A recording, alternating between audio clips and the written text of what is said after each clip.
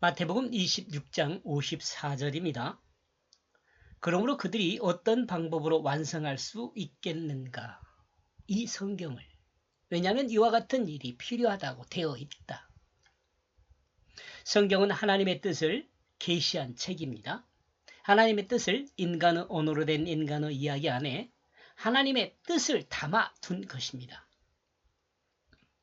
이 이야기들은 하나님의 뜻을 드러내는 이야기들입니다. 성경요.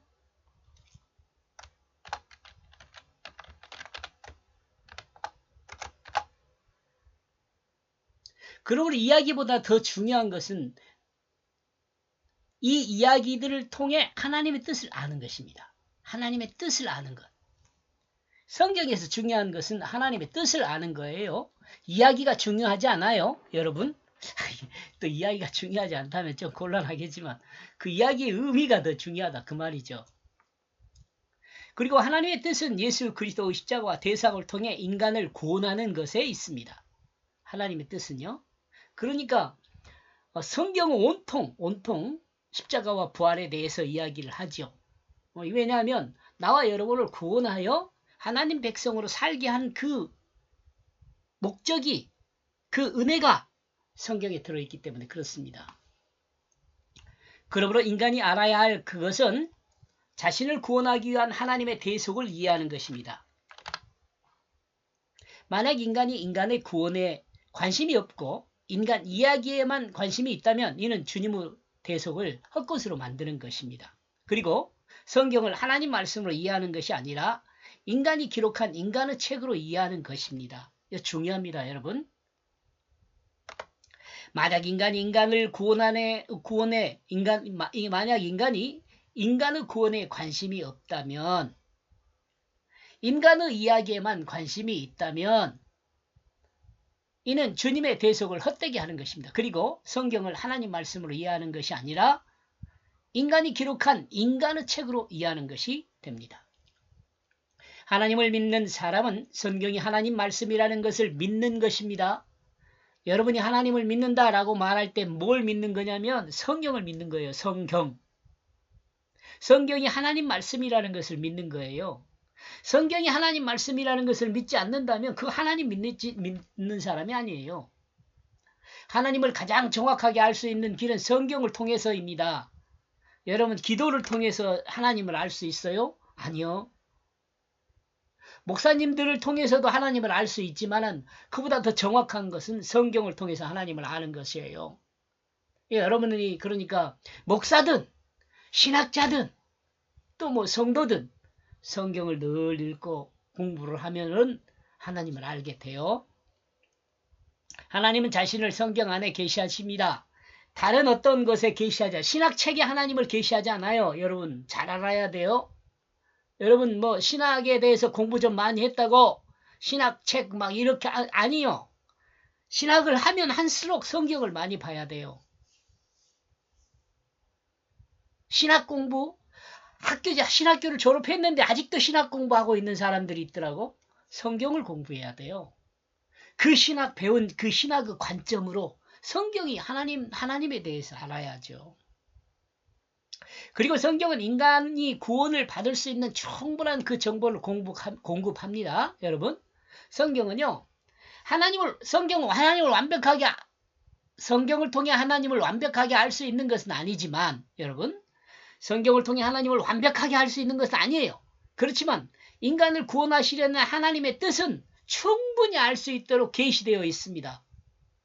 충분히 알 수 있도록. 그러니까 성경을 통해서 나와 여러분은 구원을 받아야죠. 그 구원받는 삶으로 이 땅에서 육체를 입고 있을 때 그렇게 살아야 돼요. 나는 죽어서 구원받으란다. 미안합니다만 구원 못 받습니다. 죽어서 구원받지 못해요. 죽어서 구원받을 것 같으면 몰라 성경을 써가지고 나와 여러분에게 읽게 하고 그 말씀으로 나와 여러분을 다듬게 하겠어요. 이러므로 인간을 구원한 것과 인간이 하나님 백성으로 살게 하는 그것은 하나님의 두 가지 은혜입니다. 두 가지 큰 은혜요. 여러분 요거 조금 여러분 두 가지 큰 은혜입니다. 그러나 이와 같은 성경 계시를 인간이 이해하지 못한 이유는 성경을 자기 지식으로 이해하기 때문입니다. 이러므로 우리는 성경은 자기 지식으로 이해할 것이 아니라 하나님이 계시한 하나님이 계시한 하나님의 그 뜻을 따라 이해해야 합니다. 이를 설명하는 말이 성령을 따라 성경을 이해한다라고 말하죠.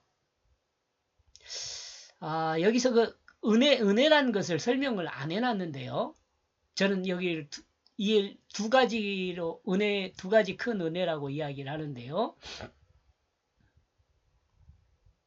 요거요. 이 두 가지 은혜는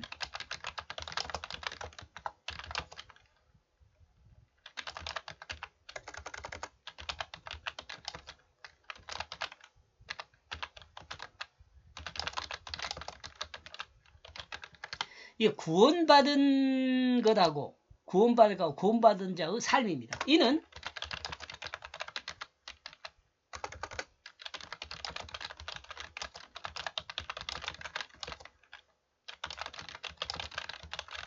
부활을 믿음으로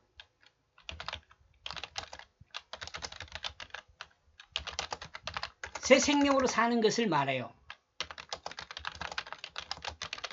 이걸 크게 큰 두 가지 은혜예요. 이거의 가장 큰 은혜.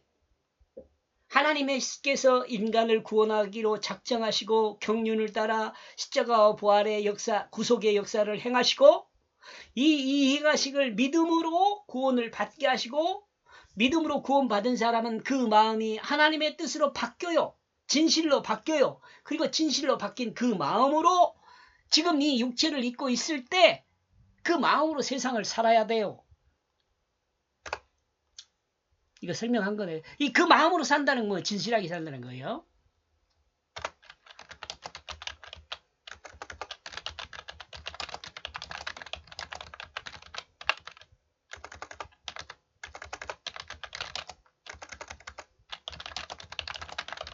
진실함으로 사는 것이에요.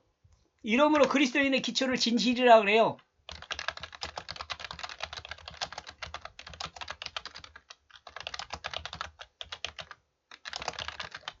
이 진실한 마음이 없으면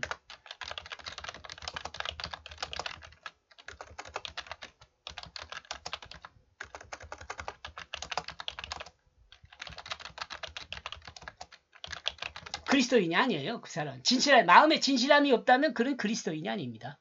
사탄의 새끼죠. 거짓이 있으니까. 그러므로 이와 같은 성경 계시를 인간이 이해하지 못하는 이유는 성경을 자기 지식으로 이해하려고 그러니까 그래요. 세상 학문과 같이.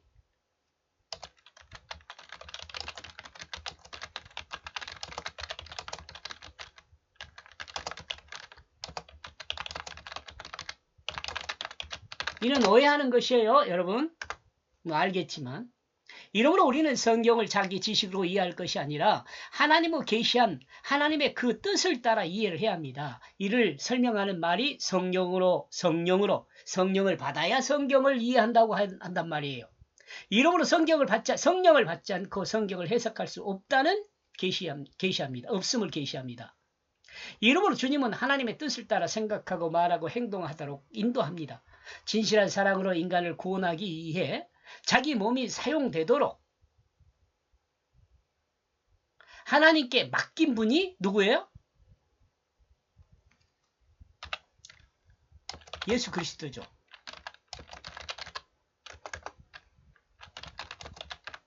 예수 그리스도입니다.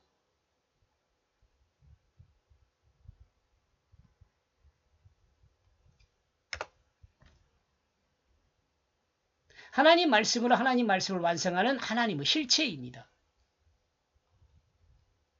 예수님이 마지막 그 겟세마네 기도 동산에서 그렇게 기도하잖아요. 내 뜻대로 마시고 아버지의 뜻대로 되기를 원합니다라고 기도하잖아요.